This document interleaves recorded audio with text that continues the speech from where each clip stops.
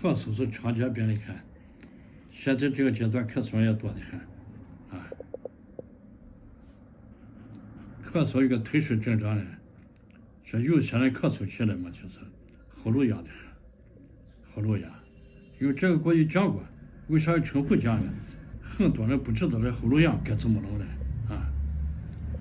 讲这个案例嘛，34岁，一个女的啊，咳嗽喉咙痒时间长了，但是咳嗽喉咙痒的我治法讲，这个嘛就是世上你看到有些人嘛就是有清热散风的啦，有各种各样治法的，但是呢，我们常常见到的人是阳虚的啊。我这个清热的这种方法一次都没有过。他有普通咳嗽症状，咳嗽也有痰，但是呢，喉咙痒才咳嗽，喉咙不痒不咳嗽啊。这个情况叫喉源性咳嗽啊，喉头过敏的人，说你喉头一个痒治不住，这咳嗽没办法解决，所以这个病难治的很。有些医生去了嘛，给人检查肺的，因为这个咳嗽与肺没关系啊。所以说呢，咳嗽这个病是的病呢，你西上有消药给人治了，你这个是过敏性引起的。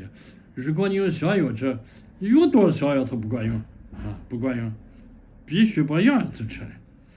所以真上治这个病，你看，只要你看到这是咳嗽啦，或者吐着白痰啦，有这情况，你观察这个人没有热象啊，有些人明显的感觉寒象了，觉得身上发冷了，有这情况。有些虽然你问他没有发冷这情况，但是你观察这个舌苔了没啥了，也没有热象，我们一律喝真武汤啊。一般痰少的是小青龙汤或真武汤，但是呢，把麻黄去掉了，因为这个咳嗽你看就不是没感冒症状了啊。有些咳嗽1-2年都有的，他没感冒症状，本身就有寒的，把这个麻黄去掉，再一个要加杏仁和茯苓的，把这加上，就是在这个小青龙汤麻黄去掉，加杏仁茯苓，再加白术附子生姜，就喝了全无汤了，这个病拿下来了。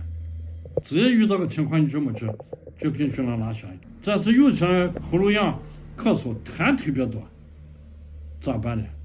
那我们就这可以另外一个方子，叫灵感无味姜辛下行汤。直接把这个方子有啥？